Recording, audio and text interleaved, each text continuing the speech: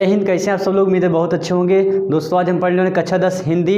और हिंदी में दोस्तों जो अभी गद्य साहित्य का इतिहास कुछ ही दिन पहले ख़त्म किया है, आज दोस्तों आपको हम पढ़ाने वाले हैं पद्य साहित्य का इतिहास। दोस्तों इसका दूसरा नाम है काव्य साहित्य का इतिहास। और प्रश्न नंबर आपका रहेगा दूसरा दोस्तों हिंदी में जो भी आप प्रश्न पेपर उठाएंगे और देखिएगा, पहले में जो आपका रहेगा गद्य साहित्य से रिलेटेड क्वेश्चन पूछे जाएंगे, यानी टोटल नंबर 5 मिलना है। और दूसरे क्वेश्चन रहेगा वो पद्य साहित्य का, यानी दूसरे में प्रश्न किस तरह से रहेगा, दूसरे में का प्रश्न रहेगा, एक खा रहेगा और एक गा रहेगा। तो दोस्तों का में 2 नंबर मिलेगा, खा में 1+1 2 नंबर मिलने हैं और गा में 1 नंबर मिले। इस हिसाब से दोस्तों जो दूसरा प्रश्न पूछा जाएगा टोटल दोस्तों पद्य साहित्य के इतिहास से रिलेटेड क्वेश्चन पूछे जाएंगे, यानी कवि और उनकी कृतियों पर प्रकाश यदि आपको पता हो गया तो आप टोटल 5 नंबर कोई आपसे ले नहीं सकता। दोस्तों आज बहुत ही इंपॉर्टेंट क्लास चलने वाली है, वीडियो के अंत तक बने रहेगा। देखते हैं क्या है इसमें। देखती है आपके साथ टॉप 35 रचना और रचनाकार। ठीक है दोस्तों, मतलब रचना और रचयिता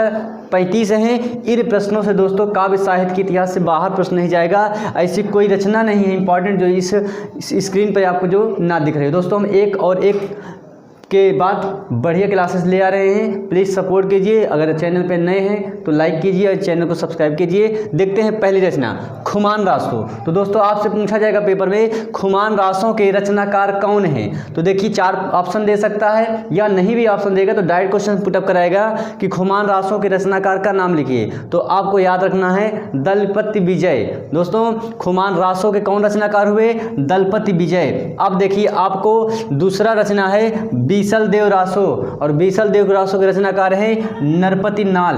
तो दोस्तों बहुत टॉप 35 हैं दोस्तों, इनसे बस 35 ही एक हिसाब से मीनिंग समझिए और मीनिंग के हिसाब से आप याद कर लीजिए। 35 याद कीजिए और 5 नंबर क्लियर कीजिए हिंदी में दोस्तों। तीसरा पृथ्वीराज रासो। तो पृथ्वीराज रासो के जो रचनाकार हैं वो हैं चंद्र बरदाई जी। तो अगले रचनाकार कौन है? सूरदास जी। इन्होंने लिखा क्या?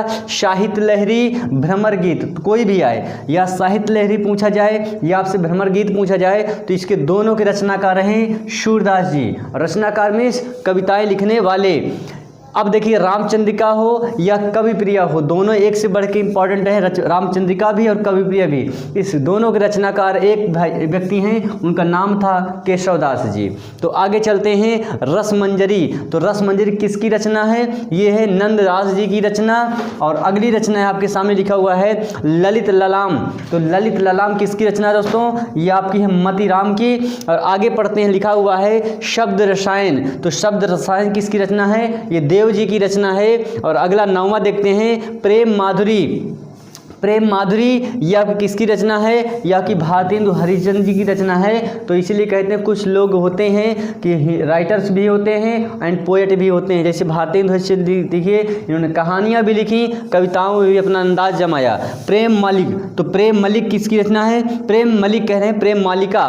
तो प्रेम मालिका किसकी रचना है? ये भी भारतेंदु हरिश्चंद्र जी की है दोस्तों। और अगला है बंदर सभा। तो बंदर सभा किसकी रचना है? ये भी भारतेंदु हरिश्चंद्र जी की ही रचना है दोस्तों। अब देखते हैं 12वां क्या लिखा हुआ है गंगा अवतरण। तो गंगा अवतरण किसकी रचना है? जगन्नाथ दास रत्नाकर, जिनको शॉर्ट में रत्नाकर दास के नाम से भी जाना जाता है। अब देखते हैं उद्धव शतक। ये इंपॉर्टेंट दोस्तों आपका उद्धव शतक, ये किसका है? रत्नाकर जी। वही कौन रत्नाकर जी? जगन्नाथ दास रत्नाकर, उनका पूरा नाम है जगन्नाथ दास।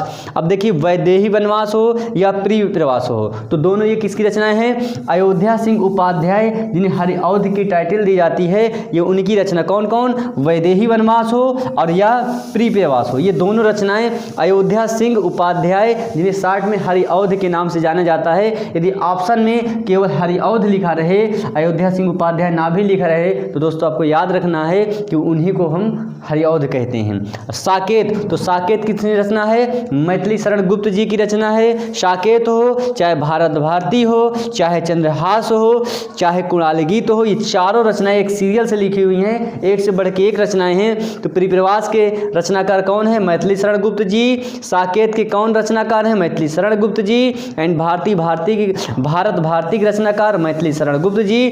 चंद्रहास के रचनाकार मैथिली शरण गुप्त जी। ये चारों रचनाएं इंपॉर्टेंट है एग्जाम की दृष्टि से, जिसमें फर्स्ट 3 1 2 3 ये कुछ ज़्यादा इंपॉर्टेंट है। अगला देखते हैं कामायनी। आपसे कामायनी के बारे में आपको अच्छी तरह जानते हैं, हमने जीवन परिचय में लिखाया है। कामायनी हो, झरना हो, आंसू हो, लहर हो, ये सब जयशंकर प्रसाद जी की है।